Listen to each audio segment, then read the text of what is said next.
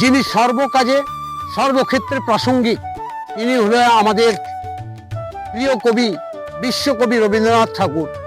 তার সেই মহান উক্তি, বল বল বল সবে, শতবিনা বেনু রবে, ভারত আবার জগত মাঝারে, শ্রেষ্ঠ আসন লবে।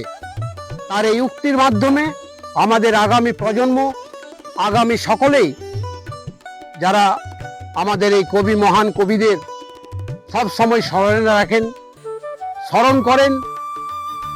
আমাদের বিদ্রোহী কবি কাজী নজরুল ইসলাম, ঈশ্বরচন্দ্র বিদ্যাসাগর, শরৎচন্দ্র চট্টোপাধ্যায়, বঙ্কিমচন্দ্র চট্টোপাধ্যায়, এই মহান কবি, সাহিত্যিক সকলের আমরা সব সময় সর্বক্ষণের জন্য আমরা মনে রাখি এবং তাদের পড়া, তাদের লেখা, এসব দিয়ে আমরা শিক্ষা নিয়ে আমরা ভবিষ্যৎটাকে খুব ভালো করার চেষ্টা করে চলে যাচ্ছি। আজও শিক্ষক কুল হলেন আমাদের ছাত্রছাত্রীদের কারিগর, এবং বিদ্যালয় হচ্ছে সেই কারখানা।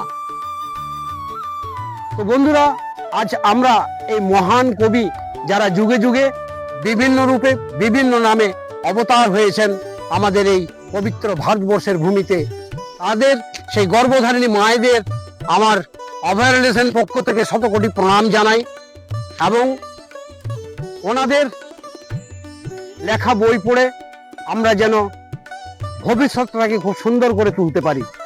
তাই আসুন, আজ যখন কবির এবং কবিদের প্রসঙ্গ এসেই গেল, তাই আজকে একটা কবি সম্মেলন আপনাদের সামনে আমি তুলে ধরব,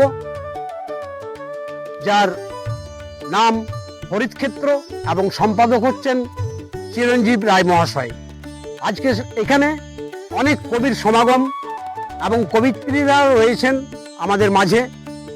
তাদেরকে এবং তাদের কথা, তাদের লেখনী এর মাধ্যমে আমি আগামী প্রজন্মকে সমস্ত ব্যাপারটাই তুলে ধরার চেষ্টা করব, যেন ওনাদের লেখা, ওনাদের কবিতা, বই যা কিছুই আছে তারা যেন স্মরণ করে থাকে এবং তাদের ভবিষ্যৎকে খুব সুন্দরভাবে উজ্জ্বল করতে পারে। চলুন বন্ধুরা, আজ আমি নিয়ে যাচ্ছি একটা কবি সম্মেলনে, ওখানে দেখা হচ্ছে আপনাদের সকলের সঙ্গে। নমস্কার বন্ধুরা, আমি তপন, অভয়ারণ্য ব্লকে আপনাদের সকলকে স্বাগত জানাই।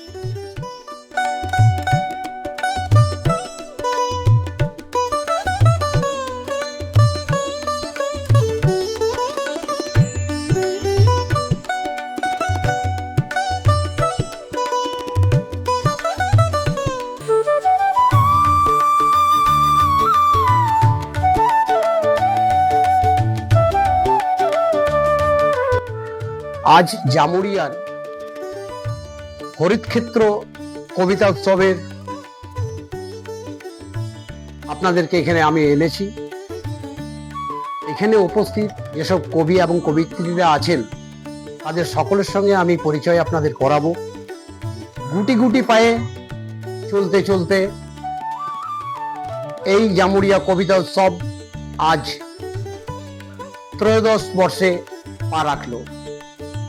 আসুন বন্ধুরা, আপনাদের দেখাই এই কবি সম্মেলনের কিছু অংশ এবং কিছু কবির সঙ্গে আপনাদের সাক্ষাৎ করিয়ে দেব। আশা করি আপনাদের খুবই ভালো লাগবে এবং আপনারা ভিডিওটি স্ক্রিপ্ট না করে সম্পূর্ণভাবে দেখবেন। আজ যেসব মহান স্বনামধন্য কবি এবং কবিত্রীরা এসেছেন তাদের কথা, তাদের লেখা কিছু বই আপনাদের সামনে আমি তুলে ধরব এবং সেই মহান স্বনামধন্য কবিদের এবং কবিত্রীদের সঙ্গে আপনাদের পরিচয় করে দেব। চলুন যাওয়া যাক সেই কবি সম্মেলনের দিকে। আজ কবি সম্মেলনে একজন কবিকে আমি পেয়ে গেছি। তিনি তার স্বরচিত কবিতা আপনাদের সামনে আবৃত্তি করে শোনাবেন। মাস্টারমশাই নমস্কার। নমস্কার। অভয়ারণ্য ব্লকে আপনাকে অনেক স্বাগত জানাই। আপনার নাম একবার আমার দর্শককে বলে দিন। আমার নাম অচিন্ত কুমার ঘাটি, আমি নন্দিতে থাকি। লেখালেখি ছোট থেকেই ছিল, কিন্তু পাকাপাকি ভাবে রাজীব ঘাটি মহাশয়ের হাত ধরে আমি 19 সাল থেকে এসেছি। আমার একটা কবিতা আমি পাঠ করে শোনাচ্ছি আপনাদের। এর আগে তো আপনি স্কুলে কর্মজীবনে স্কুলে ছিলেন।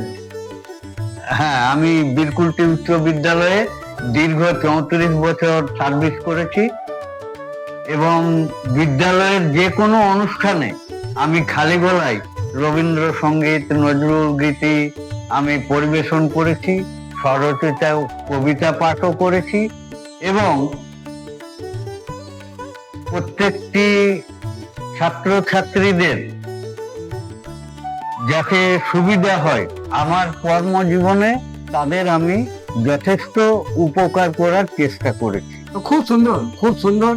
এমন একজন মহান কবি এবং যিনি নিজেও কবিতা লেখেন। তো স্যার, আপনি আপনার কবিতা একবার পাঠ করে শোনান। আমার কবিতা ভালো মানুষ। ভালো মানুষ পাহাড়ের মতো বজ্র কঠিন নীরব। রাজনৈতিক ঝড়, সমাজের মাথাদের রক্তচক্ষু সবকিছুতেই থাকে নির্ভয়। দিবানিশি জাগ্রত, জ্বলন্ত আগ্নেয়গিরির লাভার মতো। বুক ভাঙা নয়নের অশ্রুধারা নীরব নদী হয়ে সমাজ সংসারের সকল পিপাসা মেটায়। সকল প্রাণীদের নির্ভয় আশ্রয়দাতা। ধূপকাঠির মতো নীরবে জ্বলে পুড়ে সংসার সমাজে নিঃস্ব হয়ে কর্ম করে যায়। পরিণামে একদিন ভূমিকম্পের কম্পনে মৃত্যুর মুখে পতিত হয়। সংসার সমাজ শুধু কয়েকটা দিন ভালো মানুষ ছিল বলে পরিবারকে সান্ত্বনা দেয়। সততা, কর্ম, প্রেম, ভালোবাসা সবই একদিন মূল্যহীন হয়ে যায়। স্বার্থপর ইতিহাসও কোনোদিন মনে রাখে না। খুব সুন্দর, খুব সুন্দর। স্যারের অচিন্ত কুমার ঘাটি মহাশয়ের স্বরচিত কবিতা আপনাদের সামনে উনি তুলে ধরলেন এবং প্রকৃতিকে এত সুন্দরভাবে উপস্থাপন উনি করেছেন লিখনের মাধ্যমে। শুনে আমার ভালো লেগেছে। আপনাদের কতটা ভালো লেগেছে বন্ধুরা অবশ্যই কমেন্টে করে জানাবেন। নমস্কার। তো আমাদের মাঝে আরেকজন মহান কবিকে আমরা পেয়ে গেছি। উনি একসময় শিক্ষকতা করেছেন, এখন বর্তমানে সেই সুনামধন্য কবি দিলীপ চক্রবর্তী মহাশয়কে আমরা পেয়ে গেছি। ওনার একটা কবিতা, ওনার লেখা ওনার একটা কবিতা আমরা আপনাদের সামনে তুলে ধরবো। আপনাকে প্রথমে, কেমন আছেন আপনি? আমি মোটামুটি ভালোই আছি। আমার অবসর সময় কাটে বিভিন্ন রকমের বই পড়ে।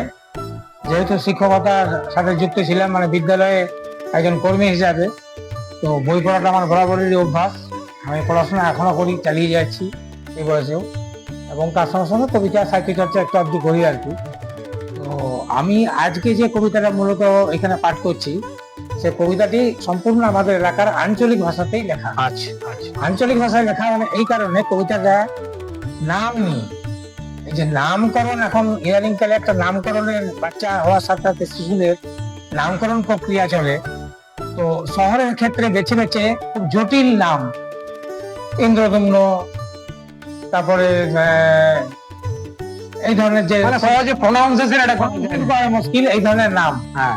আবার গ্রামাঞ্চলের ক্ষেত্রে নাম রাখার চেষ্টা করে ভালো, কিন্তু তারা অত চিন্তা ভাবনা করে না। যেমন ভূতনাথ, ভূতনাথ বন্ধুদের কাছে এবং গ্রামের যে পরিচিত মহল বা বিভিন্ন লোক তাকে ভূতা করে ডাকতেই পছন্দ করে। সরল সহজ মানুষ, সরল। আবার আদিবাসীরা এখনো পর্যন্ত যেগুলো শিক্ষিত পরিবার হচ্ছে, শিক্ষার সঙ্গে যুক্ত হচ্ছে, তাদের ক্ষেত্রে কিছুটা ব্যতিক্রম হলেও অধিকাংশ ক্ষেত্রে আদিবাসীদের নাম অনুকরণ করেই রাখা হয়। যেমন আগে অধিকাংশ ইসিএল এর শ্রমিক যখন কয়লা খাদান চলতো আর কি, যখন সরকারি অধিগ্রহণ হয়নি, সেই সময় যারা ওই ম্যানেজার, আদিবাসী লেবার তার ছেলের নামে দিল ম্যানেজার, কিংবা উকিল, বড় বাবু, তারা বাবু, এই ধরনের বিভিন্ন নাম। সেই নামের বাহার নিয়ে আমার এই একটি কবিতা। জানি না ভালো লাগবে কিনা, তো কবিতা আমি পড়ছি। কবিতাটির নাম হচ্ছে নামের বাহার। নাম দিয়ে ভাই কি এসে যায়, নাম কি কারো কেনা? ধান ভাঙতে শিবের গীত, তাই যা খুশি নাম দি না। তোর ছেলেটা নন্দলাল, আমার ছেলে নন্দা। তোর ছেলেটার পশ্চাৎ দেশ, শব্দ ভাষা আমরা বলি পাছা, পশ্চাৎ দেশ, আমার নুনুর পোঙ্গা। চলিত ভাষায় এটা অশ্লীল শব্দ, কিন্তু তবুও এটা গ্রামাঞ্চলে ব্যবহার করে যে ছেলেটা পায়খানা করেছে, পন্থটা একটু মুছে দে বা ধুয়ে দে। গাঁগঞ্জে সবাই যখন ফেলা রামকে বলে ফেলা, মদন চাষি মদনা তখন খুশি সে দুটো হেলা। হেলা হেলা মানে গোবর। সুখেন্দু যখন মুখে মুখে হয়ে যায় সুকা, ওল্লাদ হয় পেল্লাদা, মন হয় মোর দুঃখা। গাঁওয়ালির মধুসূদন, সবাই ডাকে মদা, সবার প্রিয় যদুনাথ, ডাকে সবাই যদুয়া। ওদিকে ভাই পাড়ার সবাই পূজা বলে ডাকে, আরাধনা হয় গায়ের হারু আড়ে বুড়ি ফুটে। দুঃখ অননকে সবাই যখন ডাকে দুঃখা বলে, কৃষ্ণ কালীচরণ ওরফে কালোর মা ভাসে চোখের জলে। কৃষ্ণকান্ত মুখে মুখে হয়ে যায় কেসটা, বিঠাই তবে এ সংসার ভবে সুনাম পাবার চেষ্টা।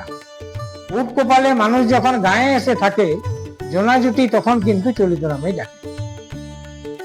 তো বন্ধুরা, এখানে কবি শহর এবং গ্রামের মধ্যে যে পার্থক্য এবং যে নামের যে বাহারগুলো তুলে ধরেছেন, খুব সুন্দর আঞ্চলিক ভাষায় যে নামগুলো এবং যে গ্রাম্য পরিবেশের যে সহজ সরল বাবা মায়ের দেওয়া নাম, কি মধুর কি মিষ্টি। কবি তার কবিতার মাধ্যমে, তার নিজের লেখনের মাধ্যমে এই কথাগুলো তুলে ধরেছেন। তাই কবিকে আমার অভয়া রিলেশন ব্লগের পক্ষ থেকে আমি প্রথমে প্রণাম জানাই। না ঠিক আছে, উনি সুস্থ থাকুন, ভালো থাকুন এবং আমাদের সঙ্গে সব সময় এবং আগামী যে প্রজন্ম তাদেরকে এইভাবে কবিতার মধ্যে এবং লেখনের মধ্যে যেন উৎসাহ দিতে পারেন, ওনার দীর্ঘায়ু কামনা করি।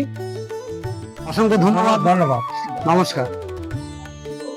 তো মাস্টারমশাই, আমার চ্যানেল নিয়ে আপনার কি মতামত একটু যদি আমার বন্ধুদের বলেন। আমার খুবই ভালো লেগেছে। আমি আন্তরিকভাবে খুবই অভিভূত, আনন্দিত। আমি সবসময় কামনা করি যে অভয়া রিলেশন ব্লগ এর আরো উত্তরোত্তর শ্রীবৃদ্ধি ঘটুক, প্রচার প্রসার হোক। দর্শক সাধারণের কাছে আমার বিনীত অনুরোধ, আমার খুবই ভালো লেগেছে। আপনারা এই ব্লগটিকে অনুসরণ করুন, লাইক দেন, আপনাদের কমেন্ট দেন, আপনারা ভালোবাসা জানান এবং এই যে ব্লগটি এটি যাতে দীর্ঘজীবী হয়, এর সাফল্য, সার্বিক সাফল্য কামনা আপনারা করুন।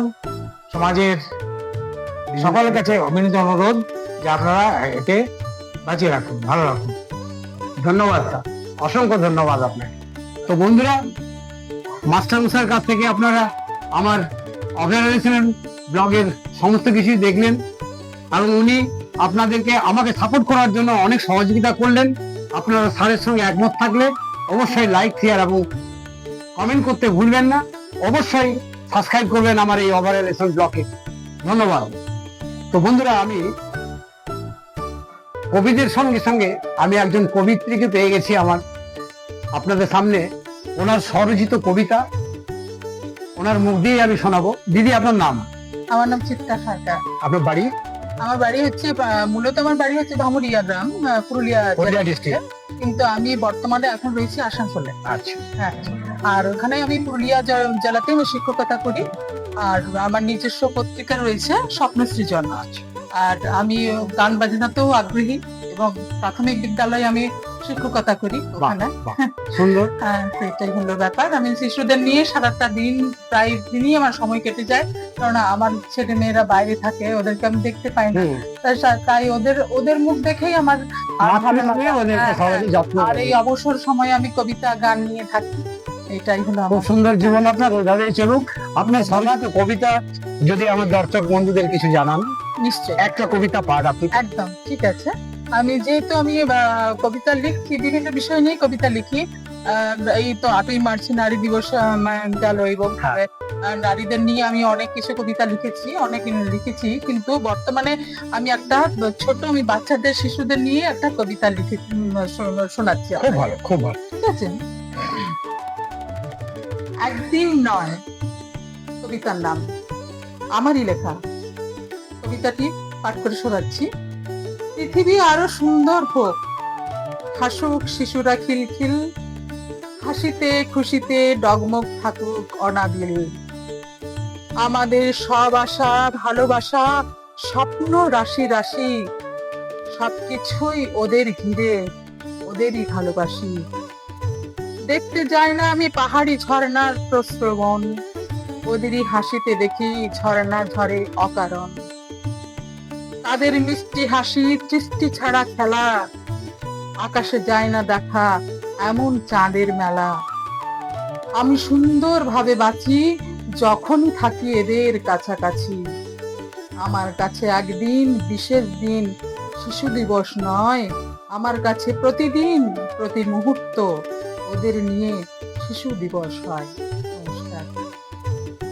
বন্ধুরা, দিদির এই শিশু সুলভ মনকে এবং মাতৃত্ব রূপে যেভাবে বাচ্চাদেরকে যত্ন করে তুলে ধরছেন এবং তাদেরকে যত্ন সহকারে আর পড়াশোনা করানো, তাদের শৃঙ্খলা অনুশাসন দিয়ে বড় করা।